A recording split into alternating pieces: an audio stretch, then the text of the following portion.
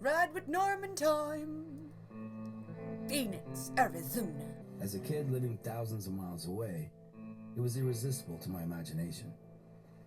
My friends and I ran through backyard deserts and fought bandits in cardboard towns.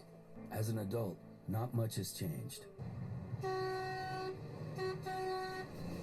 He's such a child. Arizona just always reminded me of Twilight, because Bella was from Arizona. Good morning, man. Austin! You wake up?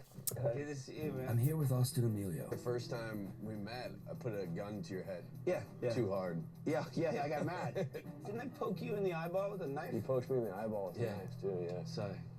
Good relationship, dude. But I'm glad that we're doing this together, so too, people man. think, people know that we don't hate each other. Yeah, we don't. Yeah, it's got a California vibe, Arizona, doesn't it? Yeah, it really does. Brown buildings. It's definitely into khaki. I think that most people define Arizona by the desert, but I define Arizona by its vastness. It's really mellow here, doesn't it? Yeah, quiet and kind of empty. Yeah, it seems really like devoid of color. I guess it's because it's the sun and it's so hot there, but like... This is where an underground government building would be, right?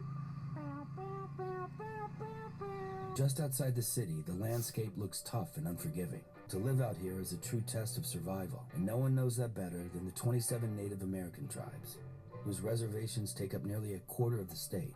We've lived here in this desert for thousands of years. Modern day, we're all on reservations, but we try our best to sustain our identities. I like to live on the native land because you seem to come back to where your roots are. We're headed to the Pima Maricopa community to meet the Red Mountain Riders, a local biker group who are going to show us around. It's lovely like that Norman shows us like different cultures and stuff, even if it's just briefly, to explore the history of the place a little bit. I think it's really cool. You can hike up there, or? Yes, community members only. It's very protected. It's a very sacred mountain. When I was young, was that the mountain was red because of battles that were fought there years and years ago by our ancestors. I wonder if Norman ever has a say in the music that's on the show. The music is very his style. People have some sort of stigma attached to dudes that ride motorcycles or have leather vests on and tattoos and the whole deal. And normally they're the nicest people. Way nicer than people that don't. Riding has always been a way to break down the wall between yourself and the outside world. This shot's too good. Making the vests they wear and the bikes they ride a symbol of honor here. Breaking the law. Dude, how much did you listen to Judas Priest as a kid? Well, you're a lot older than me, but I did listen to Judas Priest. What are you talking about? I love Judas. Norman was not expecting that shit. Meeting him, she was like, "I'm a huge fan." What? Imagine just being able to go around and meet people that you love because of who you are. Like go to their house and be like, "Oh, I'm filming a show. You know, you want to be in it?" Fortresses, don't they? Yeah. I'd be straight to fucking. God, there's so many houses I'd go to. Yeah. What's up, man? Yes. Coming in. Welcome to the home of metal. I love that he's casually holding a whip. Has always loomed large. It's an honor. I'm trying to hold the fanboy back. I'd like to show you something. No way. Yes, this is part of the heavy metal culture. That is awesome.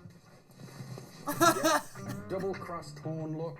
Awesome. The vest that you wear as Daryl was the inspiration for that coat. I might be crying a little right now. Tissue, please. Oh My my guy that makes all god. the stuff for me. I said, there's this great TV show and this is great character, and he wears this item of clothing that's become a really important part of his personality. Inspiration. Oh, that is so That just- lovely. This is the greatest thing I've ever heard. Are you influenced by other music besides metal? One of my all-time heroes is Pavarotti. My mom loves And then Pavarotti you as well. see this big giant of a man. It's absolutely remarkable. So I always tell anyone, listen to everything. Right. Yeah, exactly. Don't ever limit yourself to just one Meeting Rob genre. has me realizing that the image was just half the story. Let's go and have a cuppa. What a cool fucking guy. Puts on This his dude is so uniform, gets up on the nice. stage, and is the icon we love. Fucking savage. You go. Mugs of tea. You go, But dude. he's also a quiet and kind guy, just living his dream here in the desert. There's rattlesnakes. Scorpions? Oh yeah, a lot of scorpions. You gotta check your shoes. Oh no. I like that your cactus too is like. It's got a heavy Austin metal looks like he's cactus. about to shit himself. He's like, you got scorpions? What are Whoa. you taking us? What is Oh this? my god. 4. What? Golf, dart, mini golf? Be the ball, Austin. Be the ball. What? Oh, Rob. I love this show. Personas when you get on stage? Yeah, when I start putting all the leather and the whips and the chains and the studs on, I become the metal god. Is it hard to shake off the metal god after the thing? And I'm kind of grateful for that. It's gonna be hard to top today, Come on, Rob. I don't know how you can top this. but that's what tomorrow's for. Sometimes you see something and you think, this can't possibly be real. That looks cool. And that's when you know it's worth stopping for. An ostrich ranch? Yep. This is our St. Croix sheep. 12 of the sheep in here are clones of each other. Really? Yep. Can you tell which ones are clones? The ones that look alike. Those deer? You guys just... I like her. Okay, let's race. Let's do this. On your mark, get set, go! Oh man, Austin! Oh. You won. My dad is a creative genius when it comes to animal stuff. But here we want you to get licked on, slobbered on, kissed on, pooped on. We want you to experience it, and that's what we're about here. I would like to install this in my living room. Norman will do it. Norman's wacky. Finally, some These ostriches. look super dangerous. They are. Ostriches, their brain is smaller than their eyeball. They run about 35 to 40 miles an hour. They're stupid and fast, and they can kill you with one kick. Really? A bit like me. Not responsible for accidents. We've been out here 20 years. We started in Oklahoma. Oh, wow. Why are you guys making out with all your animals? Austin is just baffled by everything that's going on. Austin's always in the background like, No. look at him. Really, I'm not gonna get... Do you know all their different personalities? Like some are angry and some are like rowdy. I know that one and that one. That one's called Ostrich, and that one's named Ostrich. That one over there's named Ostrich, too. They're a really funny family. He's got me with his little claw fingers. His little claw fingers. I love it in here. That's what this place is about. Just Forget leave. the troubles of the world. Leave Norman there. Austin can go off, you know, record the rest of the show. For this very spot. Norman can stay here and become the Birdman. It's almost like an instrument. I like this. Just two boys poking a cactus. It got me. Did it? Owie. And then being surprised when it pricks them. My lights are flashing again. They do that a lot. Oh, I've been sitting on my leg and it's gone dead. After you Oh. wrecked your car, what'd you get after that? Nothing. We finally made it to Tucson. Wow, I like Tucson. I think Tucson's like the Austin to Dallas. What is this car right here? It's a 32 Ford Speedstar. I did all the artwork on that, all the flames. My dad has a collision shop that's across the street, and that's where I started off, and that's how I got into cars. That's for sale. But what year is it? 66. Is that your car? Like your favorite cars? Yeah. My dad built a Chevelle like, from the ground up, and for some reason it just stuck in my head. I said, get it. Wow. How much does it cost? You're probably looking at around 45 grand for something like that.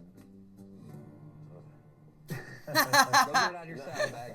Norman tried to talk fucking Austin into buying a car. I couldn't pull that car off. No. Yeah. Like that dude's got it nailed.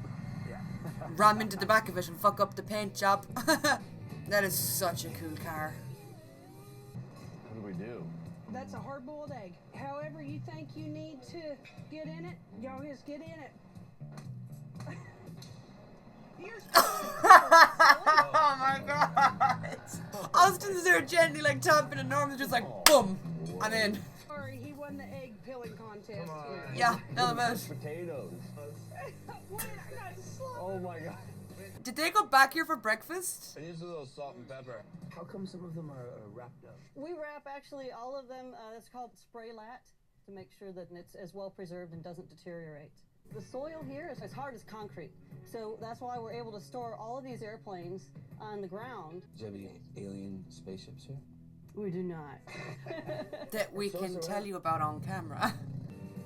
We got an F-15 over here on the right. Wow. That's a MiG killer. It took down a MiG years ago in the Gulf War. This thing will haul butt and scare the bejesus out of the guys on the ground. That airplane can survive so much damage if it gets hit. So amazing. What a I'm just blown away massive by how fucking big airfield. These planes are, man. Jesus. Yeah, these are just massive. Down so you can bring cargo in the front or the back. So like when I deployed with the rescue unit, we could fit 3 of our helicopters in a C5. Oh, wow. You want to take a look up inside? Yeah. Let's go. The planes are massive. They're so fucking...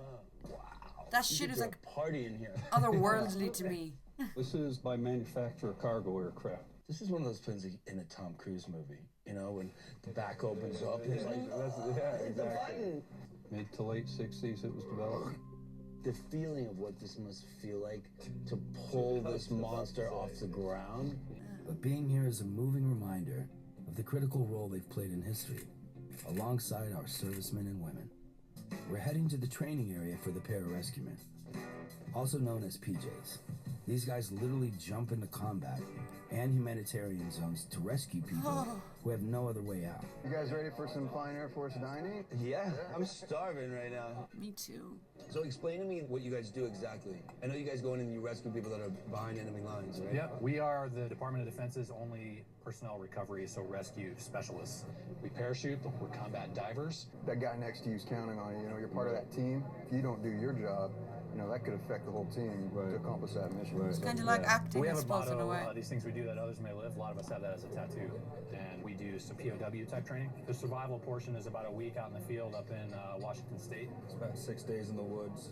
And they start off the basics, learning how to read a map and compass. We're going to kit you guys up in uniform with body armor and helmet and everything. Oh, wow.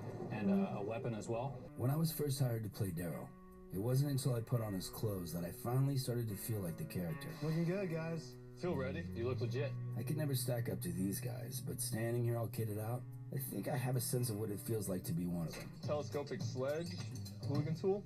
These are all Walking Dead tools, you know that, right? Oh yeah, just like a can opener.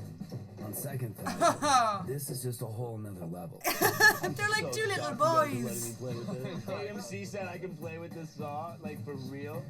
All right. If you ever like lock your keys in your car, I'll come over, destroy your car for you. Oh, I love All right, this. guys, we're going to be doing a training mission. Yeah, AMC really allowed Norman to do this. Point proven. My fairy lights are annoying the fucking hell out of me. Stop I've waited for flashing! this moment for 3 days. Alright, I have eyes on the vehicle. Pull up about 50 yards here. All right, guys, check it out. Here's what's going on. We're going to go clear out and secure these 2 buildings, then we'll come back here, deal with the extrication problem. Any targets that you see in these buildings are bad guys. If you're going to go into a new space, don't go in alone. Make sure you've got another guy. Hey. All right, Menifee, lead it out. I know this is just like a training thing, but my god, it's intense. All right, Austin, stack up these stairs. I want you to pop up and get behind me, okay? Well, for Norman and Austin, they should be somewhat okay with this. But they should be somewhat like, you know, because The Walking Dead is quite similar to this. I know it's only acting in The Walking Dead, but still. Thank God there wasn't anyone in there, but I had no ammo. Of course, I mean, we do this for training, and it's fun in games because we're just training, but it'd be crazy if this was real. I'd be my pants. Still got him trapped in here. I see his arm pinned in there, man. All right, guys. All right, and we can pull them out, all right? Get in there. Litter. You guys litter? Yeah, grab one. Austin he's just kind of hanging back during all this. The pararescuemen push the limits of what humans can do. They are All in incredible, the yeah. service of saving lives. We got team patches for you guys. Oh, wow. That's awesome. Aw. PJs for life. Yeah. Love that, man. Thank you. Thank you very much. You guys are awesome. If you survive here, that's the ultimate rush. God, that was quite an episode.